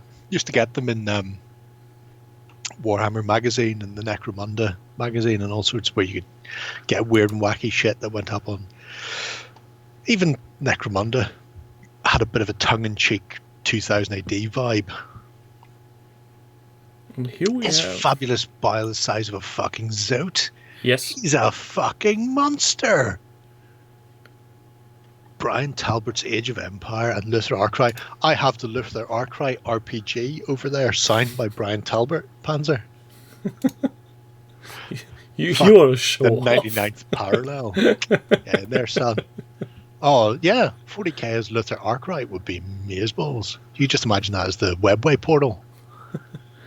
144 has joined. Hello. Hello. We We weren't insulting you. I was trying to stop. Punny was. Punny was calling you a cunt. He's calling you everything of the day. Says if he sees one more checker pattern painted to a high standard on a dog by you, then that's it. You're fucked. I will find you. I will hunt you down. And then I Yeah. will hug you. Yeah. The hugging only comes after the sex, though. I really am glad that I'm not drinking any alcohol today. You know. I might be tempted to use words inappropriate for the younger of mind. Oh, she's big, but she's mostly hidden by a bulkhead. What was the detail like on it? Because it doesn't, I mean, it looks chunky and cartoony, and I'm not really seeing much detail on her. No, that's not the queen I would want. No. The artwork, the card in the background, that's the queen I want. With ample legs, a huge shield behind her head. Wow. Just spitting out the babies like Chinese cabbage. Cabbage Patch Kids? Have you never seen a field of Chinese cabbage? Nope. If you ever Google it, you'll find out where they got the idea for aliens' eggs from. Nature takes its turn. Last project for tonight is this one, if I copy pasta correctly. And it's by Frederick. We have had him today already, but... We did. Well, he's a talented bugger, so he will receive light in the... No, it's time in the spotlight. That's what I was going to for. Yeah, we'll light him up in his spots. What? Hey? Again, there's a fierce amount of stuff he's managed to squeeze in there. Weirdly, after he won the golden button last week, I sent him a message going, are we going to see more? And no sooner had I hit enter on that when I think we got like 5 updates with a fuck ton of stuff. So again, there's the usual comprehensive guide to painting it all in one go. Golden buttons seem to do that to people. Suddenly they are very eager to update their project. You know, I based on the amount that went in here, and again with the comprehensive painting guide telling you when to put the paintbrush down. It's like, you know, apply shade, put the paintbrush down, walk away from the table, take a cup of coffee, go for a walk. Yeah. I imagine this wasn't just a spur of the moment because he got a golden button. There's a ton of work in here, both in the unit that we have plus the heroes. So it's great to see. No, I was more referring to people have ample pictures laying around on their PCs, having done all the work and not bothering updating the projects, and then suddenly there's a golden button. Oh no, I need to stand up to that degree of what everybody is now expecting. Oh yeah, the multi-part Alien Queen is much better than the unicast one. I assume that's one of the reasons why they fucked themselves. This is lovely. It's great. It's not as good as my dead Chinese cabbage field, which I've also linked. What? Where? Oh, there. There you go. Now everybody can see where they got alien eggs from. Oh my god. Just saying. We've all seen them before, and when those leaves start to peel open... You know what's in my mind right now? Hans! No, MacLeod, don't. Hans! Get the Flammenwerfer! Good old Hans. Yeah, this is... sometimes nature is even weirder than anything else. Very much so. Often weirder than everything else. There is... Oh, Dutch, you're lying. You do want to know what's in my mind? No, you don't. You really don't. That will be a Q&A when I hit I don't know, 50 or 100 episodes. some kind of ask me anything. See if I care to answer.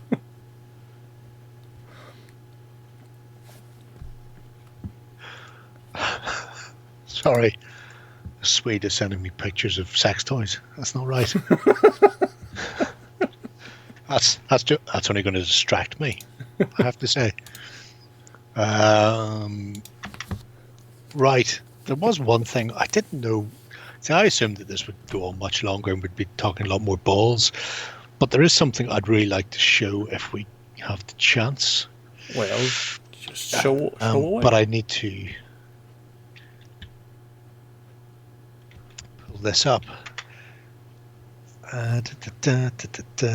So,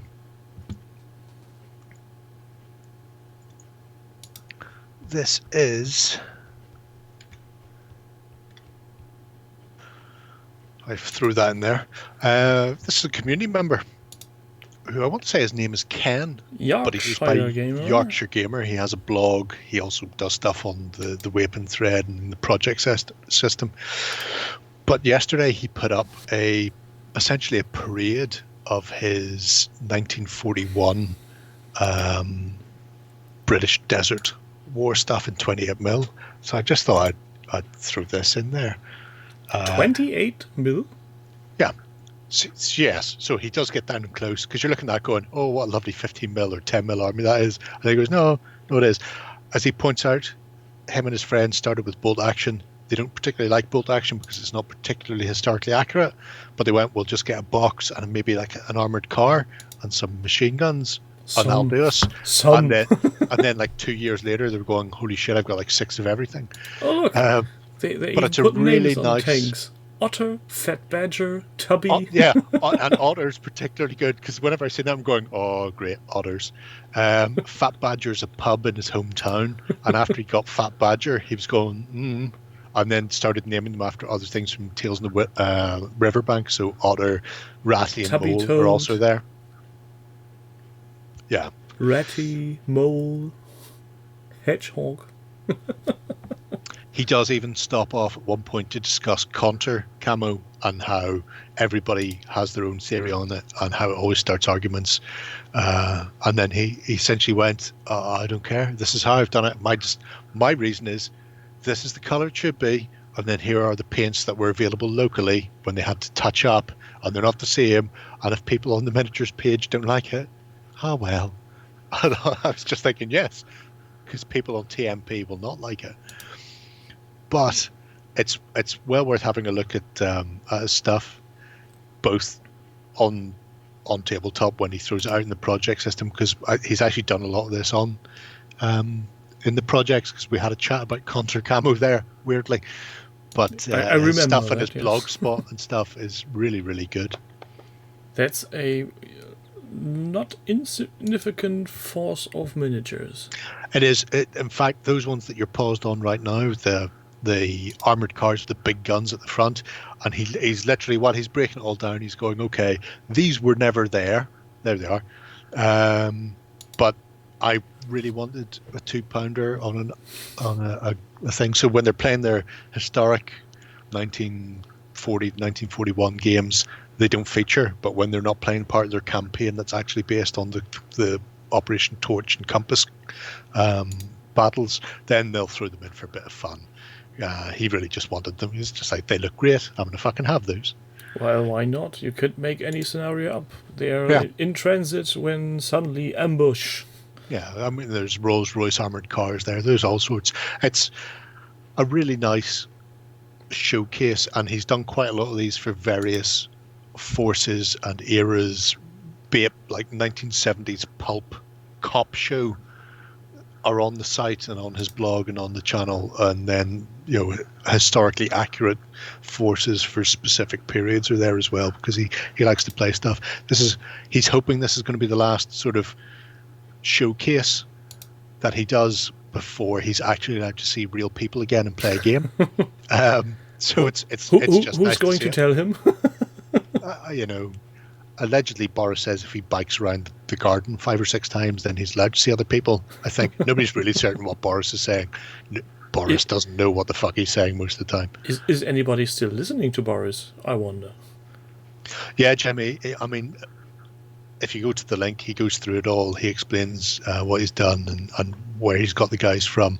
And it's literally, these are the scenarios and these are the campaigns we want to fight, and therefore this is what I've done. And yes, it's expanded beyond that because gamer, and therefore must own all the things. But it's great. Even when he's talking about the ported guns, and he's going, they're a bastard to put together, but look how nice they are when they're there. It's like little Perry porties chugging around. So I just decided that I really wanted to show that off in case people hadn't seen his work before. The Yorkshire Gamer. Let's see, does he have... no, he has not. It's a fucking huge table. He weirdly, when he's taking a picture, when he initially has the contour pattern tanks, he starts with the heavies at the back, and he's going, I've got so many I can't get them all in shot. I'm going, just pivot the camera up a bit. I'm seeing 3 ranks of infantrymen there that I don't care about. Just pivot them up and we'll see all 6 tanks in the unit. Yeah.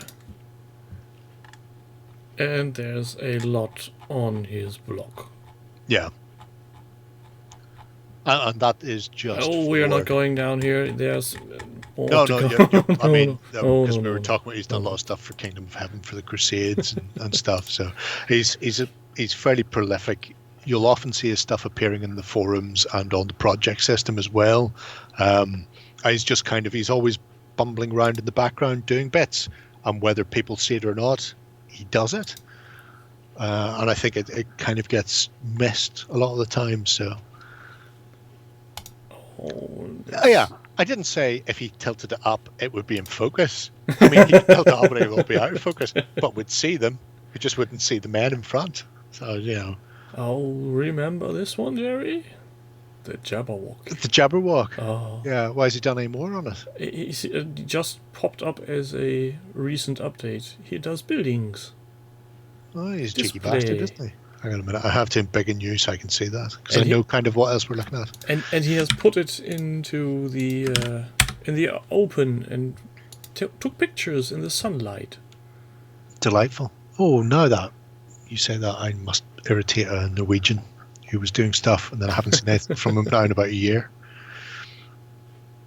Coopernall. Oh, well then, it's a sign of quality. Fuck, he owns Bretonian things. He could buy a new house for that. You do? Baron Odo d'Outremer.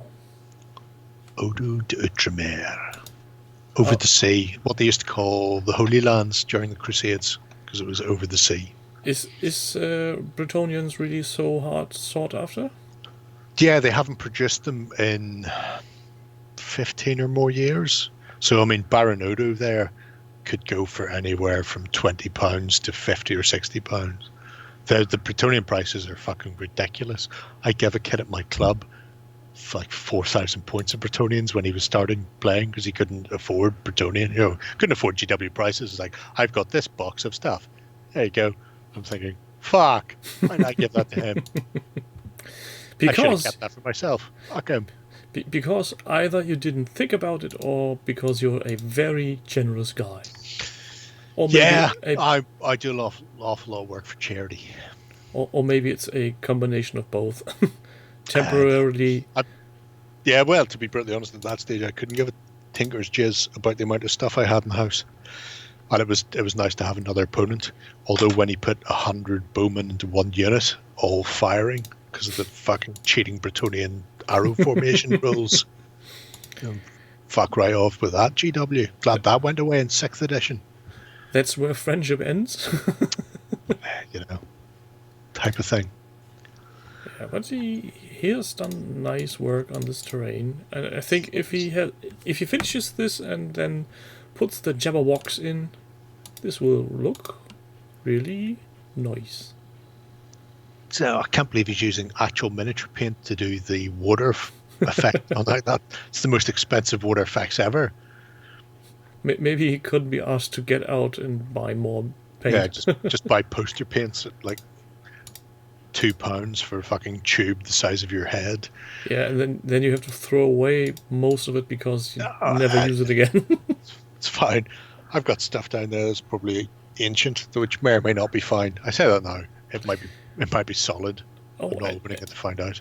And while You're not the boss of me. Still improvising, you may remember the Tabletop Workshop YouTube channel I was talking about a few times now.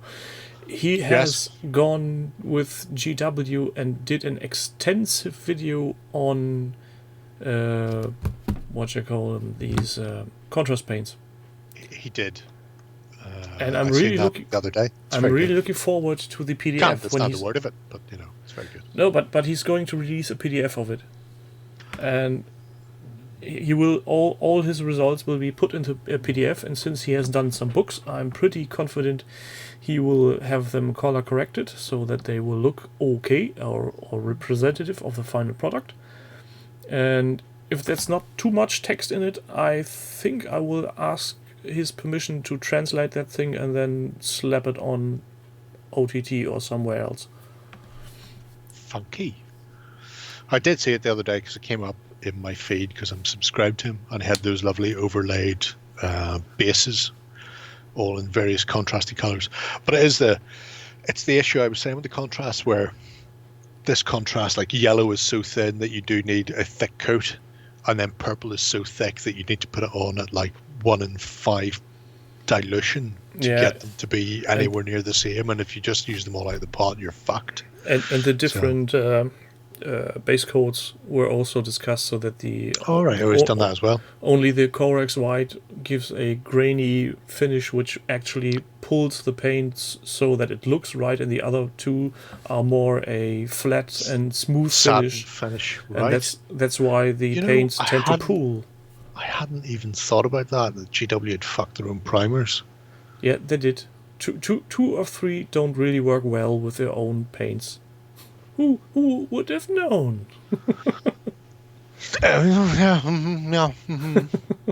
So, because the whole time I was always going, it needs to be satin finish to get the flow, but the idea that they actually needed a semi-matte finish to get it to pull, so you got the gradation. So when he puts out the PDF, I will ask him if he has any objections to me translating it into English and then putting it somewhere else. Tell him if he's any problems with that, I will give him some licorice. I don't think he can be persuaded that easily. Not bought with licorice. Also, Does that make me a cheap whore then? No, because the sheer amount of licorice you get. Fair point. But the biggest thing, the biggest stunt with this he has done, he asked GW for the paints, and they supplied. He didn't buy them. None of them. Fuck me. They supplied all the paints, as far as I understand him. Fair enough. In for a penny. Huh? So it's a semi-genuine GW comparison shot video. And the amount of work he has put in there to also then base the bases he has painted and put aside. Yeah. Also, I find his advice, if you want to know where your color paints is and you don't want to look at the writings on them, just spray some color on top. use some of the primer and then paint a little bit on top, and you're done. That's interesting. We'll have to go through some week in the not too distant future where we don't go through the project system, and instead we just start pulling up YouTube channels and blogs that people may or may not be aware of. That could be an interesting one where we just go through going, look at this fucker. He knows what he's talking about. Look at this. This cunt knows how to paint. We should make a document pool where we can put in all our links. I'm still trying to get the ground tutorial project system that we can all feed into that Gaz and myself talked about before the launch of Beast of War 2 or whatever the fuck it was called, where we could all go, this this is I live in Ireland. Here's what our dirt looks like. I live in fucking Abu Dhabi. Here's what our dirt looks like, and we just all take pictures of our back gardens and stuff, so people get an idea if they want to do a North Mexico table, or if they want to do a French Indian Wars Canadian board, or whatever happens to be. And I was going, this would be great. We all feed into it. We still haven't got that, have we, Gaz? It's because Lloyd hates us. Lloyd fucking hates us. But why? Because we keep asking him to do things where we can all feed into one project. He goes, I'm not coding that. Actually, that would be as a complete aside, anybody who wants to do that, fire that into like Discord with like an @me, and I'll collect them all together, and we could possibly get a whole world of. And we just do like a completed project where we fire it up and go, here's 20 bazillion pictures actually, from around it's the not even world. 20 bazillion pictures, because ideally what you want is to get a selection for different times of the year as well, because I know Ireland you have a very specific terrain, and then in France you have it as well, but in winter and summer it will look different to autumn, and if we could get like a group of 4 or 5 pictures of your geographic area throughout the year that we could then put up, and people could go, I need to know what Western Europe looks like in winter. I need to know what North Australia looks like in fucking autumn. That sounds like a very interesting idea. Maybe sometime in the future. Oh yeah, people start taking your photos now. We'll put them together for the end of the year. Any country that doesn't have it, I will kick everybody from the south who's part of it. Looking at you, South America, you fly-by-night merchants, you. Well, I think we passed our 2-hour mark.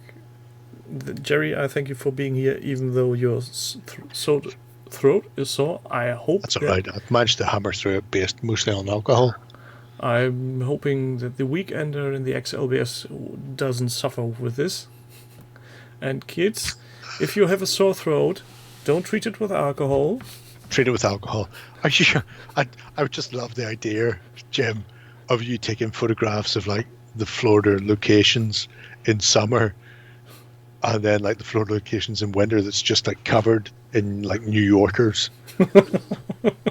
Are you sure this is how I should be modeling this for like the 1600s age of sail combat? Why there's many 1990 New Yorkers on the beaches in Blood and Plunder? Apparently so. Wow, it's an awful lot of fucking puffer jackets. It would make an interesting table, to be honest. I look forward to it. Get on with it. Oh, Amanda's getting off the rails now again. We must evacuate before she goes any further. Does any help, Amanda? That Swede has now sent me a picture of that sex toy being used to hold a cup up. It's not right. Don't ask. Don't know. Not my cup of tea. Everybody, see you again next week. I might make a project about it. Bye. Bye.